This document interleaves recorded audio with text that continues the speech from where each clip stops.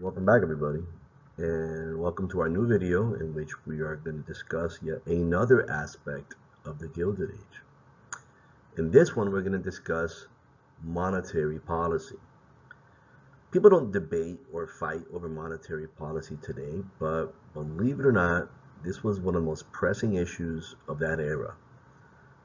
People got into very heated debates, not just about tariffs, which is another issue, but about the currency. What should give currency its value?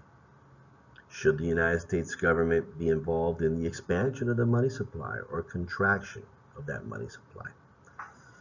And so, let's talk about this other aspect of the Gilded Age. And we have to start here. Let's explain the difference between the dollar that you have in your pocket and a dollar that would have existed during that period. The dollar that you have in your pocket is basically a descendant of the greenback, which you remember Salmon Chase convinced Lincoln to print millions of dollars worth of greenbacks in order to pay for a very, very expensive war. And a greenback was essentially just paper. And what gave that dollar value was the fact that it was guaranteed and backed up by the United States government. So that's essentially what we have in our pockets today, fiat money. But those dollars, how are they different from the dollars that we would have found during the earlier period in American history? After all, what is a dollar? A dollar is money. What is money? Anything that's accepted in exchange for goods and services. Let's talk about that for a second, because money could be anything. And we get fixated on the idea that money has to look a certain way because we've been conditioned that money is either paper or slivers of metal or actually exists digitally somewhere there in cyberspace, which is actually where most money exists nowadays. Money could be anything that somebody else is willing to accept in exchange for something else. That is the most basic and universal definition of money. Money had to be money. To function as money has to have three characteristics. I just mentioned the first one. Okay? So long as somebody accepts it for something that you want, it's money. So universal acceptance. It needs to be a store of value. Okay? It needs to represent a certain standard of this is worth this much. And it needs to be transferable. It needs to be easily transported from buyer to seller. Okay? As long as whatever it is we're talking about has these characteristics, transferability, a store of value, and universal acceptance, it's money. So, let's come back to the issue. What's the difference between the money now that you have in your pocket and money as it existed before? Before Nixon pulled the plug on what was called the gold standard.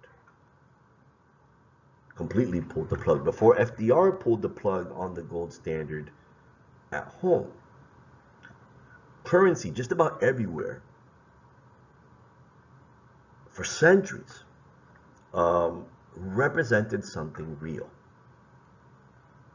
Yes, banks printed notes. I don't want to complicate things. Governments printed notes, and when governments printed notes, whatever note or coin that they struck represented either gold or silver that government possessed.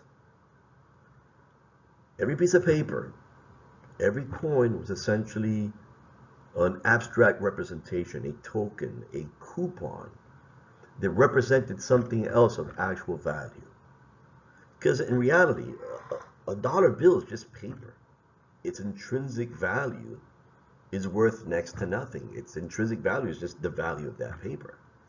A nickel or a penny is just worth the metal. What gives it value in the market okay, is what value the government attaches to it. And that value is usually rooted when we had the gold standard in either gold or silver that the government had in its vaults, in its reserves. Okay? So how do we get to the gold standard?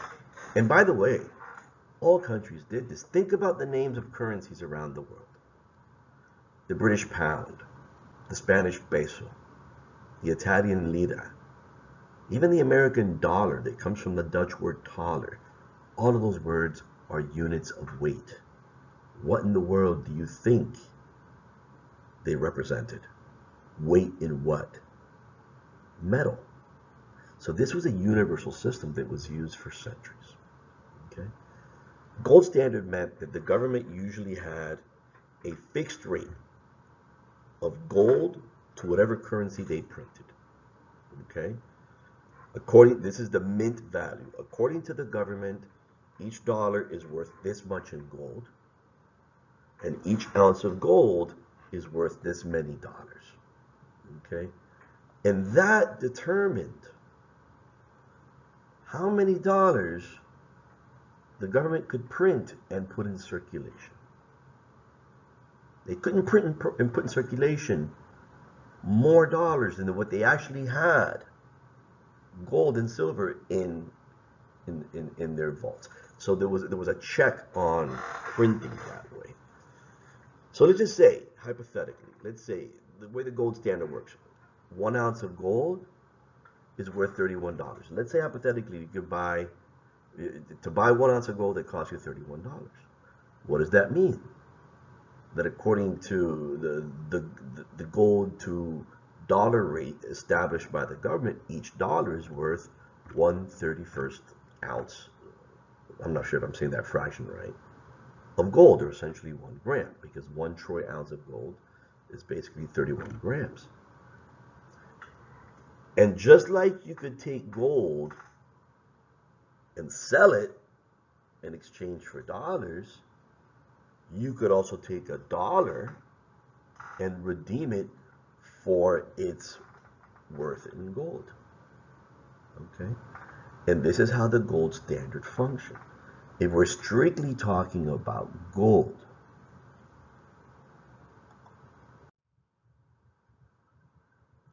how do you explain management of the money supply and circulation this way? It's very easy. We have 3 actors here. You have households, businesses, factories, homes, families. I put them there because they all handle money. They borrow money and they spend money. Okay. First, the Treasury needs to get its hands on gold. There's several ways the Treasury gets its hands on gold: through international trade, because gold is a universal currency of trade. It has been for centuries. Through the selling of bonds, okay, payment received in gold, or through actual mining operations, through gold mines. All these mining operations, their chief customer was governments.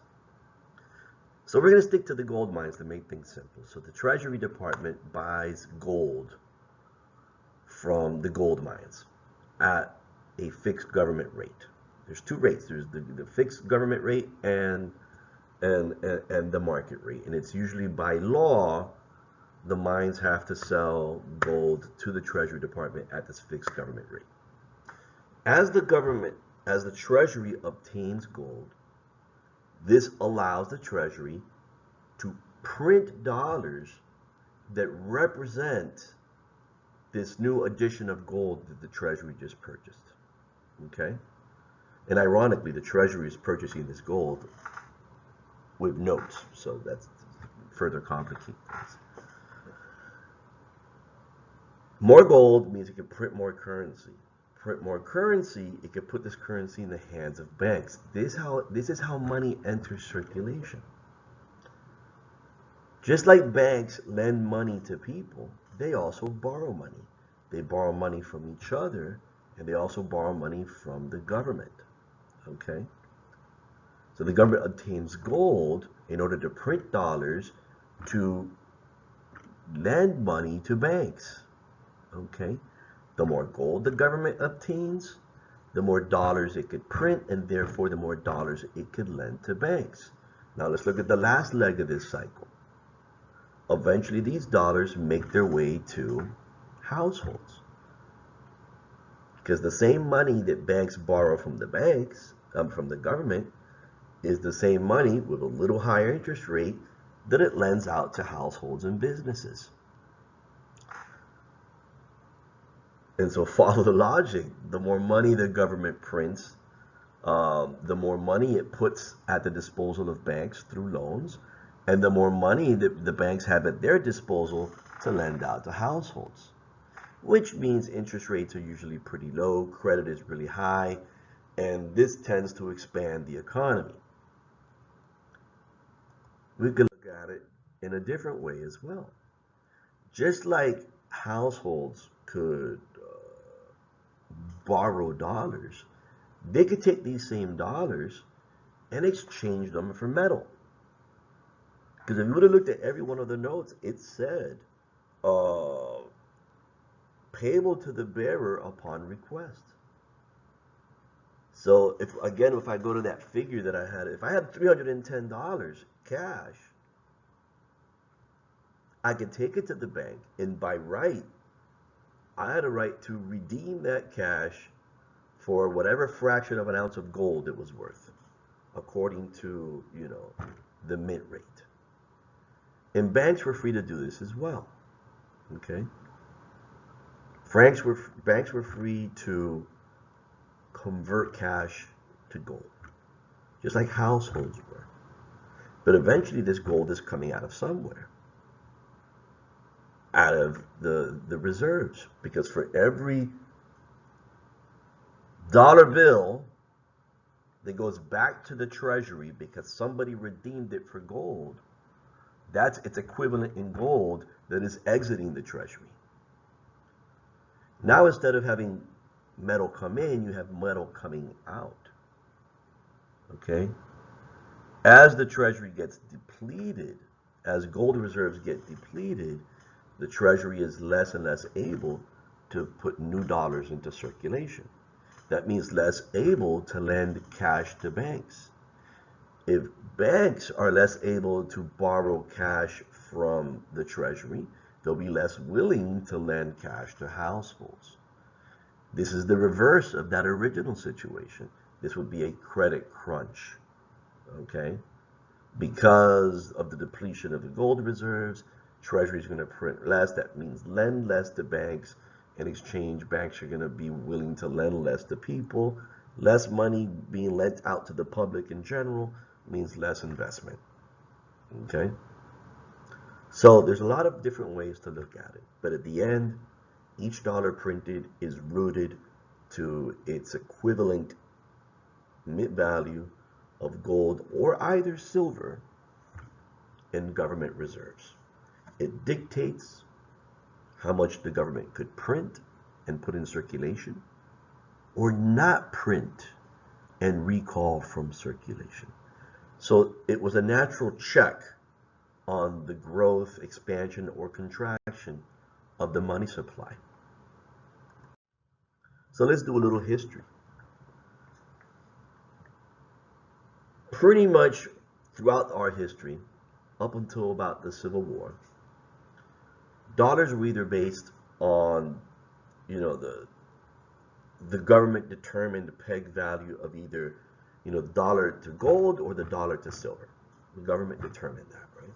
So bimetallism was the determining factor that determined the value of dollars in circulation.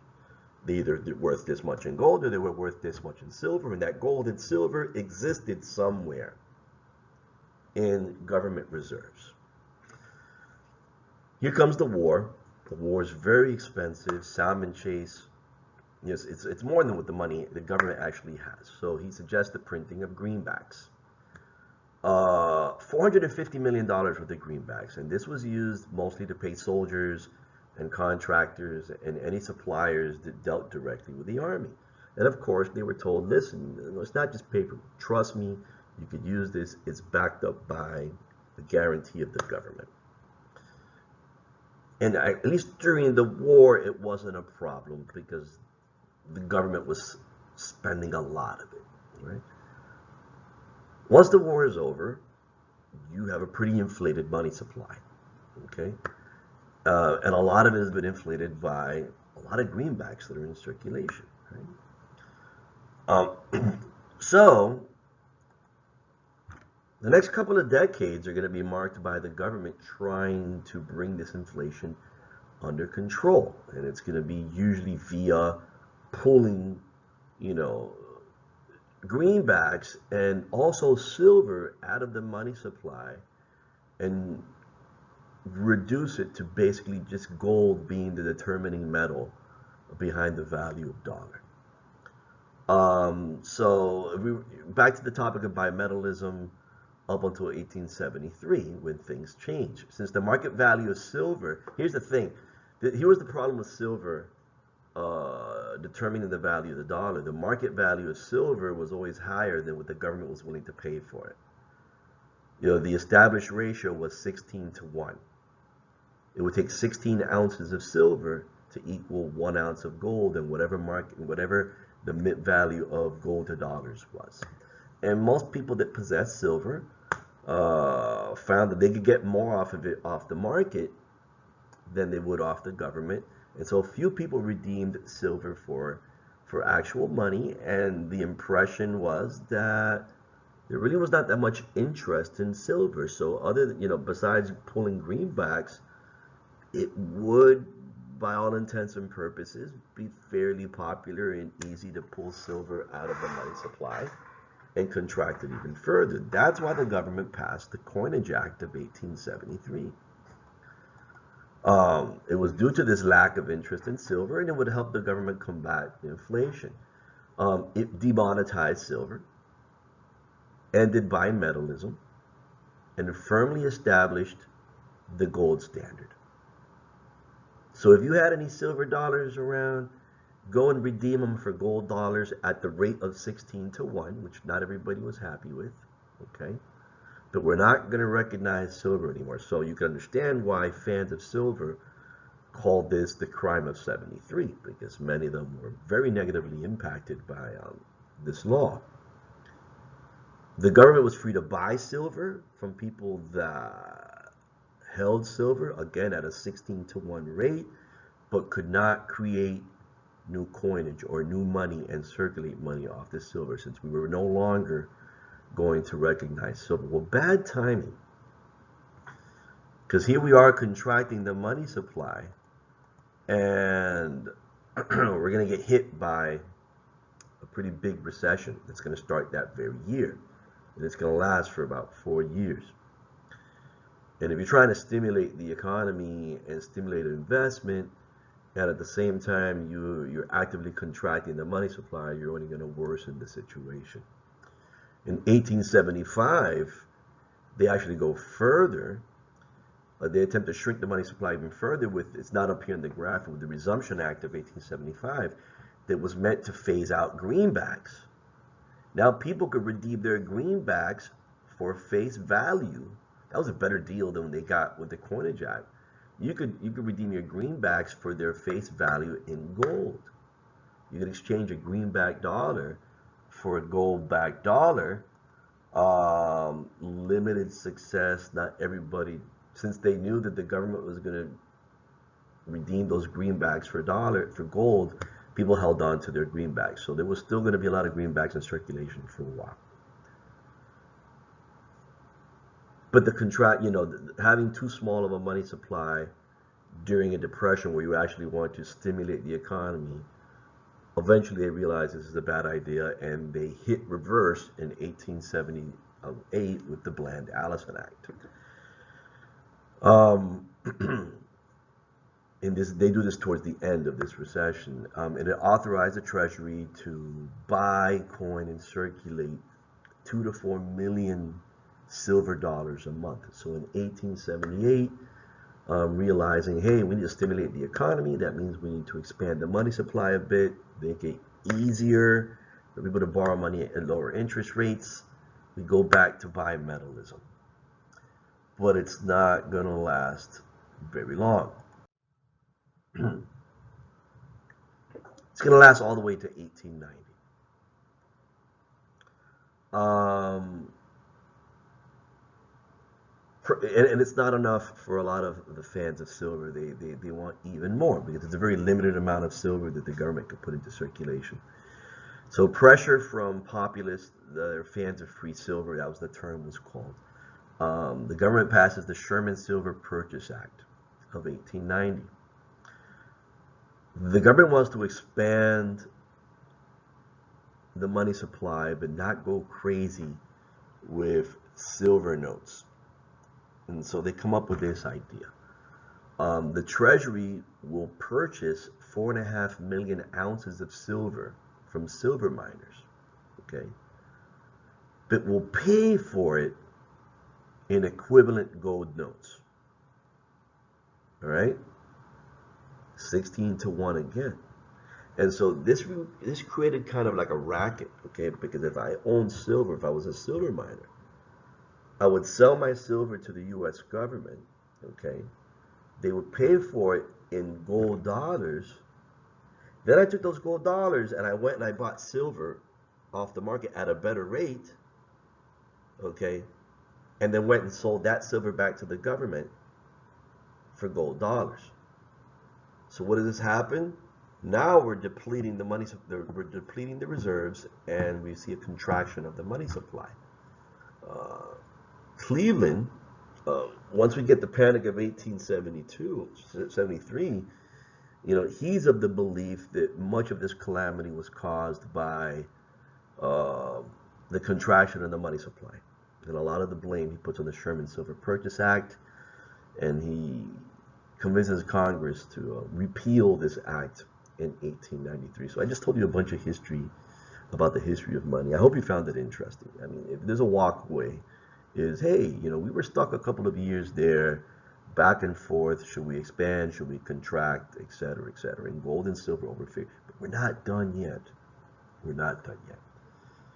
1893 pretty much convinced the government we're not going back to silver. Okay? We're going to try our best to stay with gold. But the people that are not doing very well during this recession, that owe a lot of money, are not going to be particularly happy about this. Show you a couple of graphs before we move on. The top one there is the inflation rate. Money, just like anything else, has to obey the laws of supply and demand. The more money there is in circulation, the less worth that money has, the weaker the dollar. And as a result, prices adjust. Sellers demand more of these weak dollars, okay, for their products. As you can see in those Civil War years, we printed so much money and put into circulation that by 1864-65, we ended up with a 200% inflation rate. That means prices doubled, okay, just in the span of 2 to 3 years. Once the war is over, okay, little by little, we start pulling silver, we start pulling greenbacks, contracting the money supply until you reach some kind of a stability in the late 1870s. But then it starts to it contracts too far. Prices start to drop because in the case of food, there's too much of it out there in the market. And as you can see in the 1890s, that's some of the worst years for farmers because now you have a period of deflation. It's great if you're a consumer, but not so great if you're a producer. And on that bottom graph down there, we could kind of like look at these together. Look at these two lines, food prices and cost of living. From 1870 all the way about to 1890, farmers were able to get more for the prices they charged for food than what their actual cost of living was.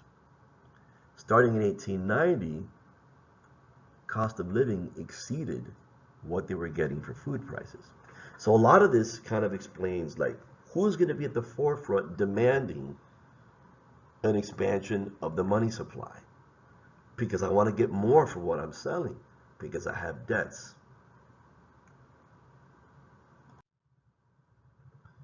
is at this particular moment in history, particularly in 1892 with the rise of the Populist Party and the popularity of their platform and their call for the expansion of the money supply, that once again we get renewed calls for a return to bimetallism. And people take different sides. You have your gold bugs. They tend to be northern, conservative. Doesn't matter, Republican or Democrat. They tend to be urban, middle to upper classes, argued that gold was stable, universally accepted, and led to a steadily growing, prosperous economy. The Silverites, they tended to be mostly mine owners and farmers, argued for the expansion of the money supply, argued that if we stuck to the gold standard alone, it made money harder to obtain, interest rates would continue to be high, that would discourage investment and economic growth. So they both claim to have had a very good argument. To the Silverites, silver was the people's money. It would liberate the common man from his debts, encourage investment and growth. And so society divided between Silverites and gold bugs. The money question took on the shape of class conflict, pitting capital and monopoly, who were the champions of gold, versus labor and the struggling farmer that were the champions of silver. Although there's a bit of a complication there. The pro-gold haves versus the free silver have-nots. And if you look at that image, that's fantastic, very accurate of, what each side was dealing with in this conflict. Then comes the Panic of 1893, which we touched upon not that long ago. Right? This is what led Cleveland to ask for the repeal of the Sherman Silver Purchase Act. And it starts in May of 1893 with the bankruptcy of the Pennsylvania Railroad. 2 months later, the National Cordage Company declares bankruptcy. At home and abroad, investors that held stock in those companies, as well as others, fear that we're heading for another depression. What do? What they always do. They run to their brokers and they sell their stock. And when you sell give me my money, whatever it's worth right now. And then they took that cash and they went to the back and they redeemed it for gold. Because if there's a downturn coming, I don't even trust the stability of this cash. I want something that endures, that is stable, and may even appreciate. In a panic, depositors, regular everyday people, ran to the bank, withdrew their dollars, and said, you know what, I want to exchange this for gold. I want metal instead. I could count on metal. And for every one of those transactions, gold was pulled out of reserves. And eventually, not only do banks emptied their vaults of whatever metal they were holding on to, by extension, the government reserves begin to be depleted as well. If there's less gold in government reserves, they can't print anything. They have to hold all those dollars that are coming in. That's less dollars to lend to the banks. If the banks cannot look forward to borrow money from the government, they're certainly not going to lend whatever money they have at their disposal. Credit begins to freeze up. Banks run out of money. Credit frees up, that's a bad thing. That means companies that depend on short-term loans, on credit lines, can't stay in business. The end result, 15,000 business failures over the course of, I believe it was 4 years. 500 failed banks, multiple failed railroads, a stock market crash, and 3 million unemployed. The second greatest economic catastrophe of the 19th century. In the end, even the United States government neared insolvency. And despite Cleveland's resistance, the U.S. government, the Treasury, had to borrow $65 million in gold that J.P. Morgan was able to obtain from the Rothschilds in Great Britain. Money that's going to have to be paid back later. but gold that was desperately needed, because you need to have something in those reserves. Okay? The government has to be solvent.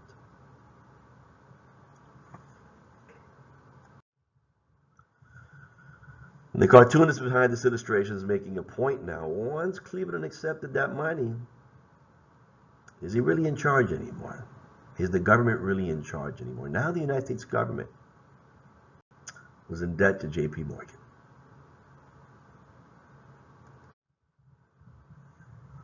Really difficult years. A lot of people were unemployed. Probably one of the most of note occurrences those years. It's called Oxys Army.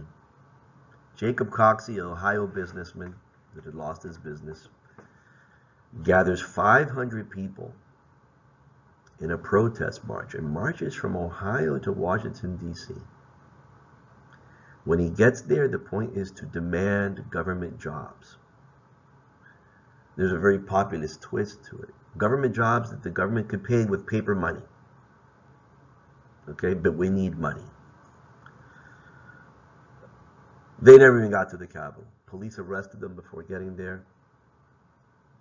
Detained them in camps out of concern for the public health. You know, they didn't accomplish their goals. They didn't even get close, but it demonstrates the extreme, the discontent that existed in this country, the frustration that existed in this country. How can some people do so well when the majority of us are struggling? The frustration that the government does not seem to be willing to do anything for us, okay? And yet, when we appeal to government with our grievances, it falls on deaf ears. And this is going to make its way to the political arena, which we talked about when we talked about the populists in the election of 1892. And yes, Weaver lost and took his people from the Populist Party, the Fusionists, and joined with the Democratic Party. The idea was we have a better chance at getting some of our platform ideas through with the Democratic Party than we do by ourselves. And another thing that the populists didn't realize, a lot of the ideas they threw out in that convention caught the eye of both the Republican and the Democratic Party. Specifically younger members of the Democratic Party, and a rift begins to emerge between what was then the establishment Democratic Party, the Bourbon Democrats, the very conservative, post-Civil War Bourbon Democrats, the party of the landowners, okay, which is not what Cleveland was. Cleveland was a Democrat, but he was a conservative Democrat. And this new populist wing that began to emerge among some of the younger members of the party. Cleveland's conservative pro-gold standard bourbon wing of the Democratic Party and their inability to resolve the economic crisis ended up handing the party over to these younger pro-populist, like the gentleman in the image here, William Jennings Bryan, a rising star in the Democratic Party. One of those young Democrats that had been really impressed with how well the Populist Party did, really impressed with the popularity of some of their ideas.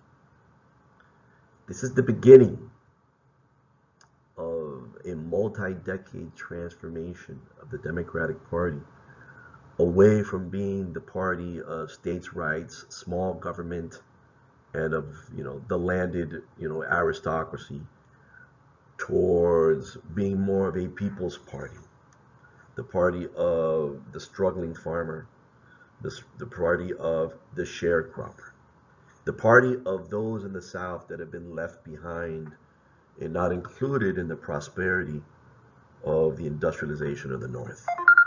Taps into that frustration. At the 1896 Democratic Convention, at the last day of the convention, the 36-year-old Nebraska Congressman William Jennings Bryan gives a speech, like many speeches that are given on the convention floor. And he gives one of the greatest speeches in American political history. the Cross of Gold speech, making a point in the defense of free silver, siding with the farmer and the laborer. Up until that point, Keelan and the Bourbon Democrats had dominated that convention. When Bryan spoke, that was the end. He silenced all of the gold bugs. And from that point forward, the party decided to back free silver. The next day, and I don't know how true this is, to the surprise of most people at that convention and William Jennings Bryan himself, the party nominated him to be the presidential candidate for 1896, the youngest nominee ever.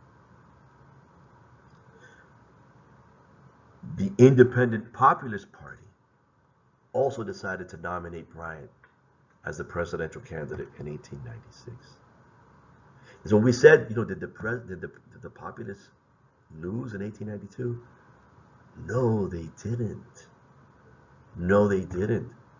They found another chance in the Democratic Party through William Jennings Bryan. It becomes the standard bearer, not just of the new Democratic Party, but of the populist cause as well.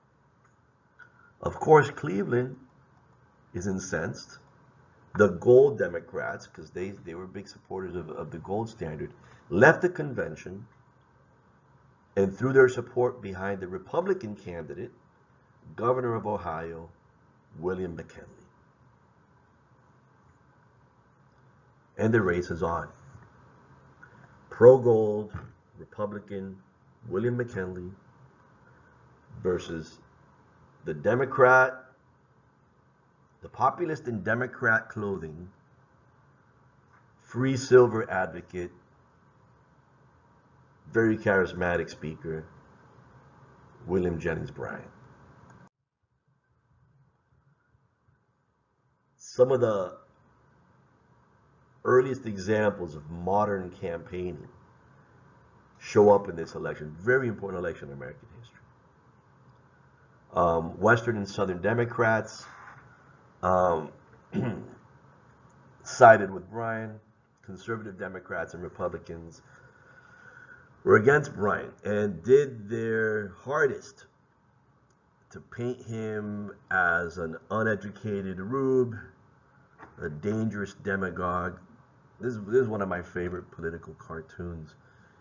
Think of what's the message that this cartoon is trying to send. McKinley is not only a Democrat, he's not a Democrat. You've let in a populist into the Democratic Party, and this is going to cause the end of the Democratic Party, and this image is true. He does. At least the old Democratic Party ceases to exist when McKinley's nominated as president. Not McKinley, but Bryan is nominated as president, as the presidential candidate. Bryan attracted a loyal and enamored following of the white South, poor northern farmers and industrial workers and silver miners against the banks and the railroads and the money power. Immigrants also supported McKinley, who promised that they would not be excluded from the new prosperity.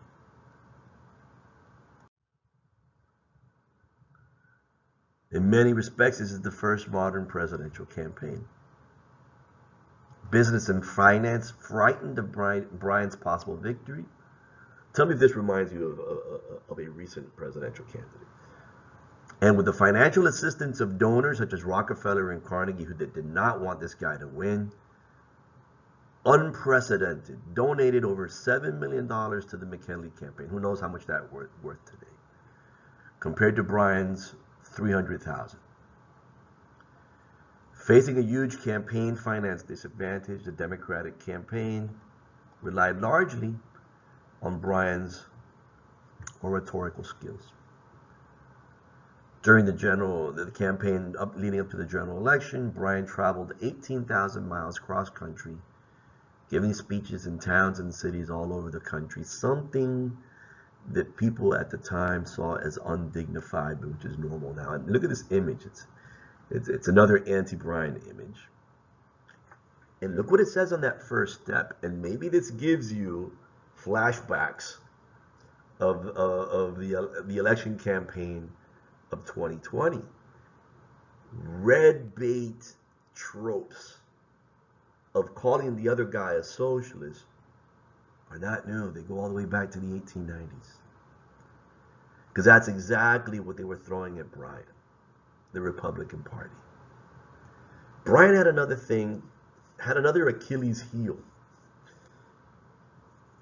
The weakest link in this coalition that Bryant built was the urban worker, the urban laborer. Because on the surface, it seems like the farmer and the laborer are on the same page. But if free silver happens, okay, meaning prices are going to go up because there's going to be more dollars in circulation, and by definition, the dollar is going to be weaker. Yes, that helps the farmer. The farmer is going to be able to sell their food at higher prices and benefit from those higher prices and being in a better place to pay off their debts. But who's going to end up paying those higher prices in food? The urban worker. So on the surface, it would look like the farmer and the laborer are on the same page. But if you go back to bimetallism and prices go up, yes, it's going to benefit the farmer at the expense of the urban laborer.